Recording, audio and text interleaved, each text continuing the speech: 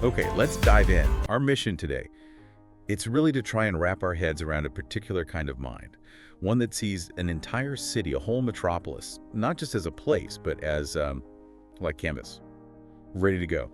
And just to set the scene for you, think about this for a second. This is the core thing, and it sounds almost unbelievable. Imagine you take a helicopter ride, maybe 20 minutes, over somewhere huge like Tokyo or Mexico City or Rome. A complex place. Exactly. Then you land, go into a studio, no notes, no photos, zero Google Maps, and you just start drawing the entire panorama. And it's like architecturally perfect, near photographic. Yeah, and that's not hyperbole. That's genuinely the reality for Stephen Wiltshire. It's his process. You hear the term cognitive miracle thrown around a lot in the sources, and honestly, it kind of fits, though it's a miracle rooted in some serious visual organization. Right, organization, not just magic. So, okay, we're diving into the story of the man often called the human camera. We want to understand his gift, but also what it might tell us about, memory potential, the untapped stuff. But first, that observation period, that 20 minutes in the helicopter, what's actually happening in his mind then? The sources must talk about this intense moment. They do, and it's hard to fully grasp.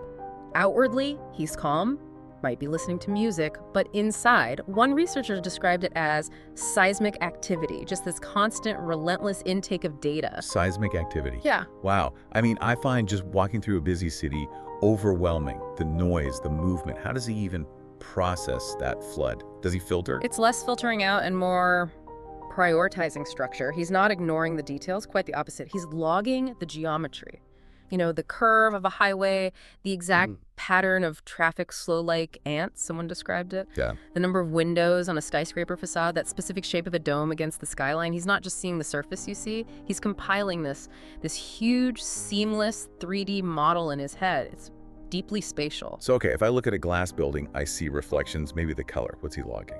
He's logging the skeleton under the glass. He's noting how that glass reflects the building next door, the precise angle of the sun hitting it, the curve of the riverbank below, the pattern of cables on a suspension bridge, even the paving stones. It sounds like he's building a blueprint. In a way, yes. It's spatial, it's structural, it's analytical. He's essentially mapping the city onto this internal grid. And that mental map is then ready, totally ready, to be transferred to paper through his hand, fluidly. That structural insight. That's what makes it so different from just having a photo memory, right? He's putting millions of pieces together into something coherent. Exactly. And this ability, this architectural language, the story gets really personal here, doesn't it? Because for a while, it was basically his only way to communicate. That's absolutely right. Stephen was born in London in 1974, diagnosed with autism age 3. And he was, for years, completely nonverbal, locked in a way, struggling to connect with the world of spoken language. But drawing was the key. It was his lifeline, the only way he could really show his family, his teachers, what was going on inside. His sister mentions him drawing Disney characters perfectly after seeing them just once. Then it was cars, and then buildings. That became the obsession. And this is where his schooling becomes so important. Queen's Mill School in London. Yes, a crucial turning point. He started there around age 8. The teachers, very perceptively, noticed this intense focus on London's landmarks, and they did something brilliant. They used his passion as the motivation for speech. So they'd give him drawing stuff if he tried to speak? Pretty much. They created this link. Use words, get paper, get pens. His deep visual interest became the engine for communication. The city itself, London, became his language tutor, in a sense. That's quite poetic, actually. It is, and his first words, around age 9, paper, and then pen, a real breakthrough. This led to sketching trips, often along the Thames, and that's when his teachers started seeing the sheer scale of his recall, these vast cityscapes drawn immediately. Okay, so we have this incredible ability, but that label, human camera, it keeps coming up. You mentioned it feels like an oversimplification, especially when we consider Savant syndrome. How is his genius different from just mimicking? That's the core question, isn't it? Savant syndrome involves this profound spike of genius in one area, like music, calculation, or art, like Stephen's visual memory alongside significant developmental challenges. But what he does It's way beyond what any camera could do. How so?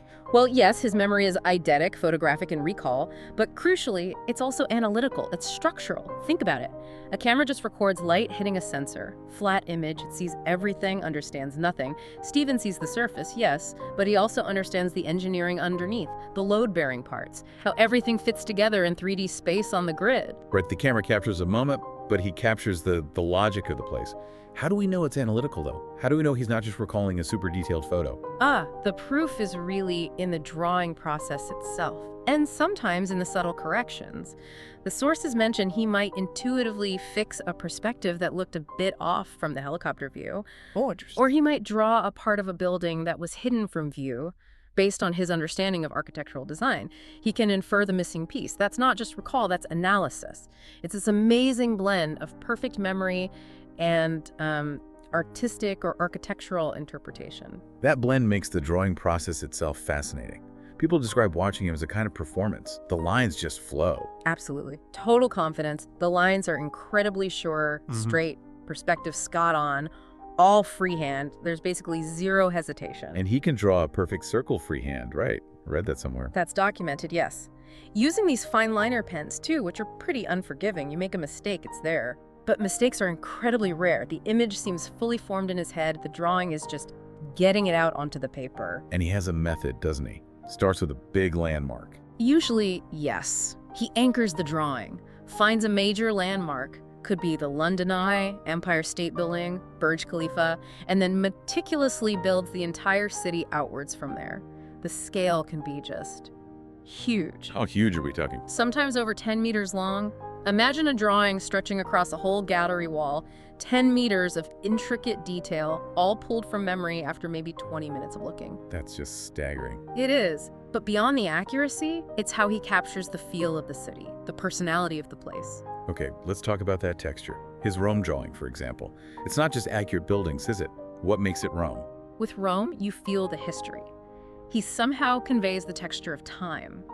The rough, ancient stone of the Colosseum feels different in his drawing than the smooth, ornate marble of St. Peter's. You see the layers of history through the line work itself, the weight of it. And then compare that to, say, Tokyo. A totally different vibe. Completely different. Tokyo is this dizzying forest of neon and steel, as one description puts it. He captures that hyper-modern, dense, almost overwhelming feeling. He manages to organize all that visual noise, the signs, the wires, the packed buildings, into something coherent but still buzzing with energy. Wow. And Hong Kong, too, that striking verticality, right? Skyscrapers almost jumping out of the mountain. Yes.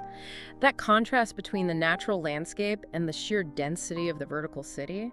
His drawings don't just show you what's there, they give you a sense of how that city feels when you're in it. So people visiting his gallery in London, they're seeing more than just impressive drawings. They're witnessing this silent, powerful demonstration. It really makes you question your definitions of intelligence, memory, maybe even communication. The stillness of him working contrasts so sharply with the massive, complex, noisy cities he's creating. So bringing it back to us, the listener, what's the takeaway here? His journey is incredible nonverbal child to celebrated artist, MBE, a global figure for autism awareness. It's a story of triumph, absolutely. And his art acts like a bridge, doesn't it? Connecting his internal world to ours. He turns something deeply personal, maybe even a necessity for him, into this universal language we can all appreciate. And it definitely makes you think about our own minds. We rely so much on technology now, our phones, GPS. We outsource memory. We do. Stephen's ability is this stark reminder, isn't it, of the brain's potential, this vast capacity that's maybe just dormant in most of us. It really is, and maybe the final thought is this. He's not just drawing buildings, he captures, as someone put it, ghosts of place and time.